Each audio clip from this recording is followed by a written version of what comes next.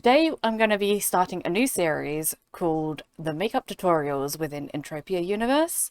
This will go over the ins and outs of makeup and what to do, what not to do. The first one will be an introductory video, so this one will cover what makeup works best, what makeup doesn't work best, how your draw space is set up, how the lighting is set up, what actually is a makeup mask. We're also going to cover about how lighting can also stop you from being able to create a makeup mask. We're also going to share some small tips and hints in this one, but if you are already proficient in makeup masks, I will be doing some later videos on how we're going to use these tips and tricks to figure out how to make a makeup mask. Okay, so the first thing we're going to cover is the different kinds of masks that you can have in the game. So you'll have ones that are pre-made, like this one, and then you'll have the custom masks, like this one. The custom ones are ones that people have made, and they will always say makeup mask, either medium, small. I think there's a large one as well. So it'll either say this one will have be unlimited, this one will be limited. We'll get into the unlimited and limited later, because there is no real difference about that. But to start with, you'll have one of these, and this is just a plain mask. So this is what we're going to need as our base for our makeup. And then this will be the one where it's set. And once it's set, you cannot change it. You cannot go back and redo anything. So you have to be very careful when you actually press set on this. Firstly, what we're going to talk about is we're going to avoid doing the ones that are pre-made because we cannot change the pre-made ones. So with these ones, you can actually layer them on top of your created makeup masks to enhance your own designs. But for now, what we're going to only focus on is the makeup masks. So I have two different types. So we have the small makeup mask and the medium makeup mask. The only difference between these two makeup masks is the TT value. So the amount of makeup you can apply to these is going to be the same amount. It's just the TT value that is the difference. And since they did a update where clothing no longer decays when you put them on, this also applies to makeup masks. So once you put a makeup mask on, it will not decay if you take it off and on again. Usually when you have clothing and it's not full TT, it does look a little bit washed out. This does not happen with makeup masks, so they will never be washed out. They will still look as you've made them. I'm going to show you what all of these tools do and which ones are better and why I think they're better.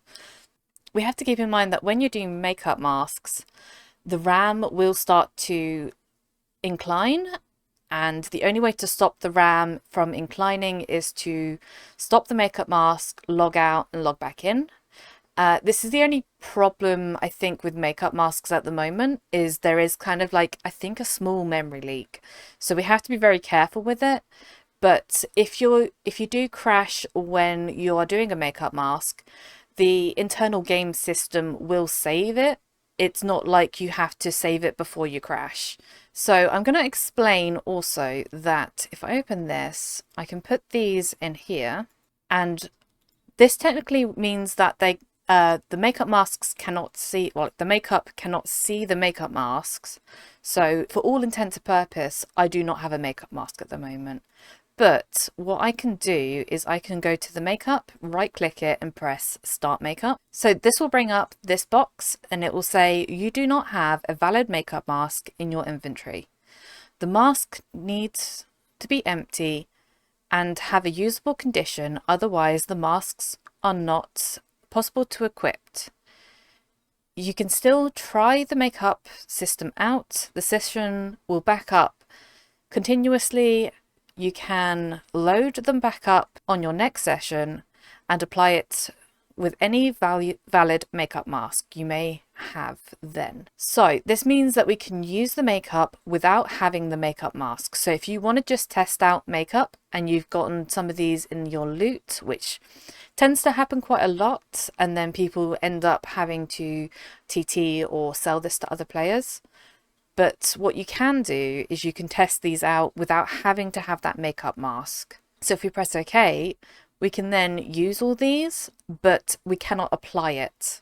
That's the big difference. So when we have the makeup mask in our inventory, so if I open this again and take these out, what I can do with these is then I put this on here, and this technically will class as a valid makeup mask. But for now, we're going to take this off because we do not want to apply this. We just want to look at it. So if we come down here, we can zoom in by using the scroll. We can move around by using right click and holding. You can only move a certain amount of distance, and you can only scroll in to about there. So there's only so much movement you can do. I think before in the past someone said that you could scroll in further, but for now this is as far as you can scroll in. So if you're doing really detailed work, it's really hard to see it. But what we're going to do is we're going to go over this. So this here is your brush size. So this is how big this starting thing will be. You can do it from really tiny to really big. So there's quite a large range with this brush. Each one will have a different type of size. So if I equip this one's the largest size of the pens. So you have to keep in mind that not all of these are going to be the same size when you're doing the brush size. So if we go back to this, and we'll do this as, I think it was about 1.11 it started at. Firstly, I'm going to go over the face paint. This one will have a opacity setting to it. It doesn't show up here. So the opacity setting does not show up here, but if I click a few times, it will show up here. So the more you click on it, the more it's going to be opaque. And we can test this by showing this. I'm going to do like a scale of them. This is going to come in handy when we're doing shading. So this will show how the opacity works. And you can get it really, really light. So that's like 2 clicks. This one is 1 click, which barely shows up. But with this, we can do this, and we can overlay different colors, and this will help with doing shading, so if I do this, I can do some shading. And if I use the gray one, we can do some light shading. So this will help us with doing our different layers to it. So I tend to do the main color first and then do the shading afterwards. So if you want to do lighter tones in your design, I tend to do the main color first and then do the tones on top of it. And then we've got the glitter sprays. So the glitter sprays, these ones can go quite big of a brush. But this one will kind of show up as a like speckle pattern. I'm not sure if you can see it because you can't zoom in so much, but it comes up with like a speckly pattern, and this you can use for different designs. The glitter sprays will be on top of everything else, so this will always be the top layer. So you got to keep that in mind, that if you want to do the glitter spray, always do the glitter spray the last thing you do. Otherwise it's going to wreck everything that you've done before. And then what we're going to do is I'm going to show you this foundation and why I don't really use this. So these are the foundations. It's going to take quite a few clicks to get it to show up. And these aren't as pigmented as the face paints. This is why I say use the face paints, because you're going to get a better coverage of the makeup rather than using the foundation. I haven't seen it affect the other makeup, so I haven't seen it really play any effect on making like this brighter or this one. I've not really seen this do much. It just looks the same. Okay, and then next we're going to get on to the cosmetic pens. So these ones are going to be your ones to make fine lines. We can make really, really fine lines if I put the slider all the way down. So this is 0.03 centimeters. So we can make really, really fine lines. Or if I put this all the way up, this is going to make a really thick line. So this is 0.31 centimeters. And these ones I kind of use for detail, for highlighting areas. So if I'm making a mask and I wanted to go over something, I use these ones to go over it. And these ones are way more pigmented than doing this. So if I wanted to make a fine line with this black compared to this, I'd have to go over it quite a few times, and you'd have to be very precise with it. If you wanted a solid black as well, so if you wanted a solid black color or a solid white color, these ones are really good. It doesn't really blend very well, which is kind of why we wanted to use these ones. So this blends better than the lines, because the lines are going to be solid lines like you're drawing with a pen. And then if we come down here, we're going to use, let's do the lipstick and the lip liner together. This will only affect the lips. You cannot draw outside of this area. So some of them you can only draw within a certain area. The lip liners and lipstick are one of those that you cannot draw outside of the lines. So we've got lipsticks and we've got lip gloss. These two are going to be different. So the lipsticks are going to be way more pigmented and the lip gloss is going to be more shiny and less pigmented. So this one's the lipstick and then this one is lip gloss, but this one's kind of more of a glossy. So this one won't show up like this dark color that it looks like. So if I view this information, this looks like a dark color. This is always going to show up as like a gloss. But what I tend to do with the lip gloss is instead of putting it on its own, I tend to layer it with a lipstick, as then it gives it its own shine. And then again, this one goes on top of your actual lipstick and the lip gloss. Okay, so next we're going to move on to these ones. So we're going to start with the Rouge. So these ones are like the blush. Again, these aren't very pigmented. And I've had a very hard time trying to figure out how to use these because they just don't show up as well as I want them to. See, if you can see, it doesn't really show up very well. Again, with the eyeshadows, unless anyone's got a way that they can use these eyeshadows really well, I kind of tend to avoid these ones as well. So these eyeshadows, to get them to even show up, you kind of have to click quite a few times. Otherwise, it just kind of doesn't show up. You can't fill in a big area with these eyeshadows because you'd have to do this constantly. Okay, so then we're going to get into, I don't know if I've ever really used the highlighter, because the highlighter's supposed to do what I do with these. So I use the grey kind of as my like contouring highlighting line rather than using this, as it doesn't really show up. I think you can use it to sort of smooth things out. Okay, and then we've got the makeup remover smooth and rough. I tend to use the makeup remover rough more than the smooth. The smooth kind of does a weird thing. I'm not sure why it does this, but it kind of only does a chunk at the edge. So you can kind of make soft lines at the edge like this, like you've kind of feathered it. Whereas the makeup remover rough, you can kind of do this and remove large areas. This one, if I try to drag this, it won't work.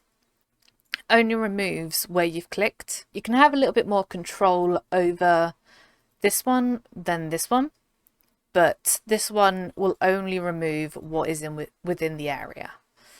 So you have to be mindful of which makeup remover you are using and how to use it. Okay, and now that we've gone over how to use the makeup, what kind of makeup to use, the tools here, and your space. So this space will also, you'll only have a certain amount of space, and every time you start a makeup, it will remove your hair, but some hairstyles will cover some of your makeup masks. So you have to be mindful that some of the makeup masks will get covered by some hairstyles. There is a certain line that you can only do the makeup mask up to. So you could, in theory, fill this entire area with makeup. The next thing I want to go over is these two buttons here. So you've got undo and redo. So if you ever make a mistake, so say I wanted to draw a line and then I made a mistake, what I can do is press Control Z and it will undo it, or you can press this button. So just a bit like how you do in any other software, you can press Control Z and I think it's Control Y to redo that. So if I wanted to redo it, I can press Control Y and it will bring it back. Or you can press the redo or undo buttons. And then you've got this confirm button. This confirm button will not work unless you've got a makeup mask here. So if I press confirm, it will say you need a makeup mask in this section here. Once I put a makeup mask here, I can then press accept and this will apply the makeup onto the mask. Okay, let's get into some numbers. You'll have two values here. One will be your materials value and your transfer cost. So the materials value is everything that you've used. So every piece of makeup that you've used on the mask, it will only ever take one if you have a stack of them. So you don't have to worry about it taking multiple of them per mask. The material value is all of the TT cost of those materials. And this will be given back to you as a return on a one-to-one basis. The transfer cost is something that you will have to pay to transfer all of the makeup onto your makeup mask. Okay, let's take this as an example. So let's say your transfer cost is 6.04 pets and your material cost is 5 pets. This meaning 1.04 pets will be taken from your pet card. But if I don't want to accept and I want to save this for later, this continually saves. So this, I don't have to worry too much about saving this. I just press the X. This will come up with, are you sure you want to abort the current makeup session? Your session has been backed up and you may choose to load the backup on your next session. If I press yes, all of this will be backed up. And then once I go back into this, it will say a backup of your last session was detected. Do you want to load the backup? If I press no, then all of that we did before will just get deleted. If I press yes, my entire thing that I was doing before will show up again and I will be able to work on it again. Be very, very careful with those buttons because if you press no and you've been working on it for hours, it will delete everything. The other thing I need to show you is if I come out of this again and then I put all of these makeups that I have been using into my storage, or at least a couple of these, and I want to start this again, it will bring up this box again and it will say a backup is detected. Do you want to load from backup? And I press yes. It will then bring up this box that says everything that isn't in my inventory. So it doesn't count anything that's in a storage, but anything that's in my inventory. If I do not have these items, the backup will get deleted. And unfortunately, when you get this window pop up, you cannot drag these back over to your inventory. So once you got this window pop up, everything's going to get deleted. There is no way around this. And I haven't found a way around this because this window locks everything else. So you cannot start dragging things across saying, okay, I need face paint green. Oh, I can't drag it across. So you have to be very, very careful. So when you're doing a makeup mask and you want to save it for later, make sure you keep a note of every item that you're using. Otherwise, it will end up destroying everything that you've done. And that is a soul crushing thing and you do not want that to happen. So just make sure that you're very careful with this. So if I press OK now, it's just deleted everything that we've just done. One thing I do want to talk about is the lighting. So when you're in Entropia, the lighting will be different compared to where you are. So right now we're at a good time. So the lighting here is pretty good for doing the makeup. There are certain areas that will have lighting when it's dark and they will help you to do makeup when it's nighttime. So when it turns nighttime, the makeup will look different and it'll be harder to actually see. So if we go into the shadows over here, this is going to be harder to do your makeup. So you're going to be having issues with applying this. So if I want to start this, you're going to have issues seeing your makeup because the shadows are going to affect what you're actually seeing.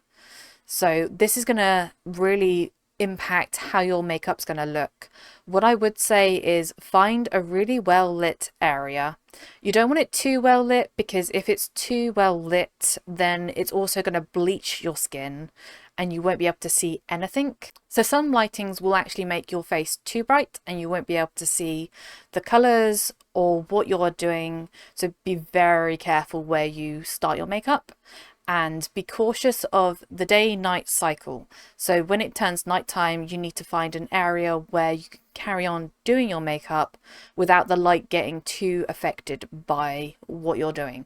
I think this will kind of change when we go into a different engine and the lighting will be done differently, but for now this is how it is, so just keep that in mind. This will be the end of this first part. I will go into more detail about how we're going to use all those techniques and tips in the next video, and hopefully I will see you in that video. If not, please remember to like and subscribe if you want to see more content like this in the future. I'll see you all later.